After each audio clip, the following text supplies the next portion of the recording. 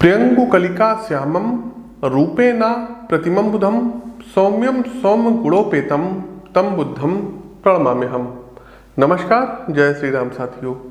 प्रिय दर्शकों, वक्री बुध का धनु राशि में दिनांक 31 दिसंबर 2022 को गोचर होने जा रहा है, जहां ये 18 जनवरी तक वक्री अवस्था में रहेंगे और उसके बाद ये मार्गी हो जाएंगे और मार्गी अवस्था में ये 7 फरवरी 2023 तक रहेंगे।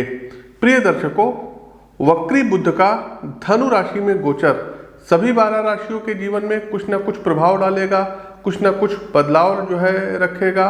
तो सभी 12 राशियों के लिए क्या कुछ खास रहने वाला है, इस विषय वस्तु पर हम प्रकाश डालेंगे और इसके नकारात्मक प्रभाव से कैसे बचा जाए।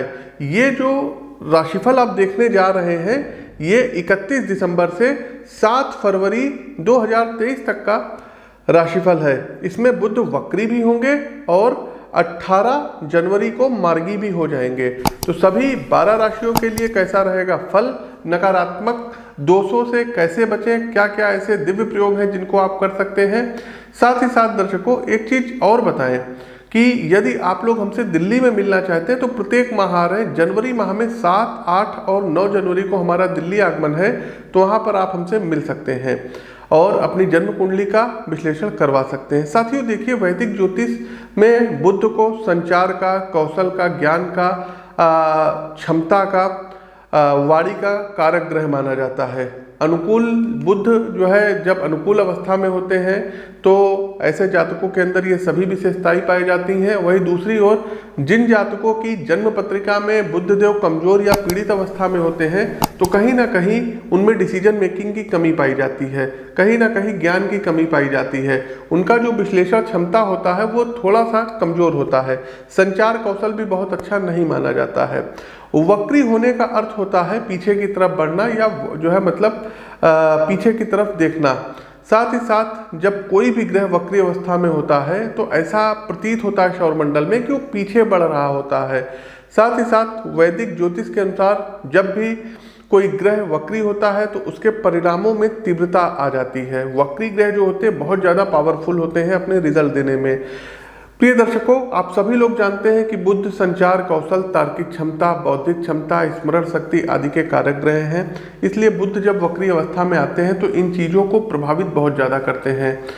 क्योंकि धनु राशि में गोचर होने जा रहा है बुध का और जीवन के विभिन्न पहलुओं की, जैसे कि आपके व्यक्तिगत जीवन, आर्थिक जीवन, प्रेम जीवन, पेशेवर जीवन, एजुकेशन हो गया, हेल्थ हो गया, इस पर क्या प्रभाव पड़ेगा तो विस्तार पूर्वक हम जानकारी देंगे और उपाय भी बताएंगे। लेकिन आगे बढ़ने से पहले नए हैं तो चैनल को सब्सक्राइब कर लीजिए, बेल आइकन दबा दीजिए और कमेंट बॉक्स में ओम गंग गणपतये नमः जरूर टाइप कीजिए। आगे बढ़ते हैं। हमारी जो पहली राशि आती है ये आती है मेष राशि।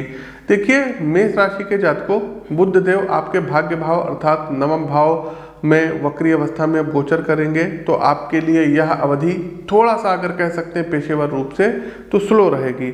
यदि आप अपनी नौकरी में किसी प्रकार के उत्थान की प्रतीक्षा कर रहे थे तो इसके लिए अभी थोड़ा सा आपको और इंतजार करना पड़ सकता है। यदि आप खुद का व्यवसाय चला रहे हैं तो वक्री बुध धनु राशि के गोचर काल के दौरान आपको अपने प्रतिद्वंदियों से कड़ी प्रतिस्पर्धाओं का सामना अब यहाँ करा सकते हैं। वहीं प्रेम संबंधों में अहम के कारण आपका अपने साथी के साथ रिश्तों में उतार चढ़ाव देखने को मिल सकता है। अगर आपके स्वास्थ्य की बात करें तो थोड़ा सा डिप्रेशन में रहेंगे। हो सकता है कि इस अवधि में मानसिक तनाव आप पर हावी रहे और आप प्रॉपर तरीके से नींद ना ले पाए। तो कोशिश कीजिएगा कि भ्रामरी प्राणायाम, योग का सहारा लीजिएगा, मेडिटेशन कीजिएगा। साथ ही साथ एक काम ये करिएगा कि दुर्गा जी के 32 नामों का प्रतिदिन आप लोग जाप करिएगा। तो साथियों, हमारा ये कार्यक्रम कैसा लगा कमेंट बॉक्स के माध्यम से हमें अवगत कराइए। नए हैं तो चैनल को सब्सक्राइब करिए, बेल आइकन दबाइए। हर महीने दिल्ली आगमन हो रहा है, इस बार भी 7, 8 और 9 जनवरी को हमारा आगमन है। तो इच्छुक दर्शक यदि अपनी जन्म कुंडली का विश्लेषण व्यक्तिगत तौर पर करवाना चाहते हैं तो आपका स्वागत है। आकर के अपनी जन्म कुंडली का विश्लेषण करवा सकते हैं। स्क्रीन के दिए गए नंबरों पर संपर्क कर लीजिए। अपनी वाणी को विराम देते हुए ज्योतिष के इस मंच से मैं पंडित आशीष वत्स आप सभी प्रबुद्ध साथियों से विदा लेता हूँ। नमस्कार, राम राम।